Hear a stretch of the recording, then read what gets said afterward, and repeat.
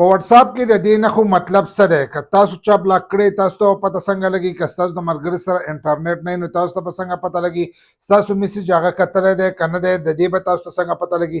د دې نښو په باره کې مکمل معلومات چې دي هغه له په دې ویډیو کې در کوم، ځکه که واتس اپ استعمالوئ نو دا ستاسو دپاره لازم دی چې تاسو په دې باندې پوهه یې، ځکه اکثر ځینې کسان چې دي هغه بلاک شي هغو ته دا پته نه لګي چې موږ دې کس بلاک کړي که چل دی. د ځینې کس سره انټرنیټ نه وي دغه شانتې د ځینې کسانو میسج چې دی هغه هلته کې کتلی شوی، خو دوی وایي چې زموږ میسج دا تر اوسه پورې چې دی دا نه دی کتلی شوی. نو په دې ویډیو کې مکمل معلومات چې دي د دې نښو په باره کې در کوم. دا ویډیو معلوماتي، نو دا ویډیو راولئ دا مخکې شیر کړئ چې نورو کسانو ته ور ورسي. کله چې تاسو په واتس اپ کې یو کس ته میسج کوئ نو اول نمبر خو به تاسو ته دا پته لګي چې کله تاسو میسج ور سینډ کوئ نو تاسو ته د یوه نښه راشي چې په هغې کې د ګړۍ دا نښه وي. د ګړۍ دا نښه نو دا د دې مطلب دا دی چې ستا د طرفه دا میسج چې دی دا لا نه دی تللی. لکه ته چې کله میسج کې نو ستا د طرفه دا میسج نه وي تللی نو دا د ګړۍ نښه یا ستا په موبایل کې انټرنیټ نه وي یا ستا په موبایل کې نوره مسله نو ستا د موبایل نه دا میسج چې دی دا نه وي سینډ شوی.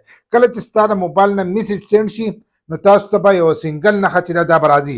کله چې تاسو ته سنگل نښه راشي نو دا سرور ته ور ورسي. چې کله سنگل نښه راشي نو د واتس اپ کم سرور چې دی دا هغې ته ستاسو میسج ور ورسي. خو چې د ګړۍ نښه نو ستا په موبایل کې مسلې ته به خپل انټرنیټ چې دی دا به لازم چک کې کیدای ستا په انټرنیټ کې مسله یا ستا په سیټینګ کې مسله د دې د وجې نه ستاسو میسج چې دی هغه مخکې نه تللی. خو کله چې یوه نښه شي نو ستا په موبایل کې بیا مثلا نه ستا د موبایل نه دا میسج چې دی دا په پورته لاړ شي. تاسو ته به دا نښه ښکارېږي چې دا سنګل نښه نو دا په پورته لاړ شي. چې پورته لاړ شي نو دا بل کس موبایل ته چې دی دا نه تللی، دا په سرور کې چې دی هلته پروت وي. که د هغې کس سره انټرنیټ نه نو دا به هم دغه شانتې سنګل نښه چې دا به پرته وي. که ته هغې کس بلاک کړی نو دا به هم سنګل نښه وي. خو نن سبا انټرنیټ چې دی دا هر یو کس ساتي په موبایل کې.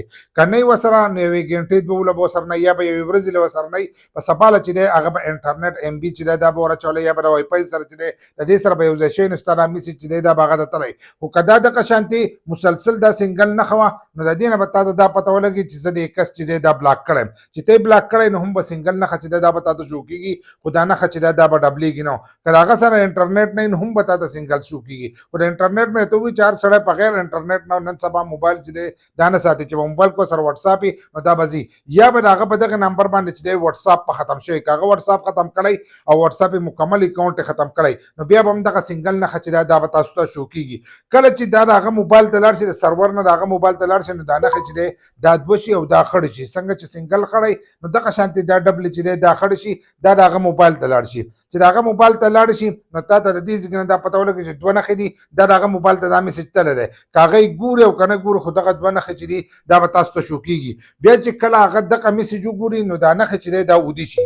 تاسو به کتلی نښې ودي شي. خو ځینې کسانو پې دغه آپشن چې دی دا پې بند کړی د دې ودي کېدو دا نښو د آپشن چې دی دا پې بند کړی. نو که دا یې پې بند کړی خو چې ستا د طرفه هلته کې هغه ته دوه نښه شوې نو ته پوه شو که په یو ورځ کې ونه کتلو که په دوه ورځو کې ونه کتلو او دا نښې دغه شانتې خړ وې نو ته د دې نه پوه شه چې ستا میسج چې دی هغه ته رسېدلی دی او د دغه میسج چې دی دا کتلی دی خو تا له واپسي جواب نه درکوي. په دغه طریقه باندې به تاسو به دې میسجونو به دې نښو چې دی به دې پوه شي د دې نښو مطلب چې دی دا څه دی.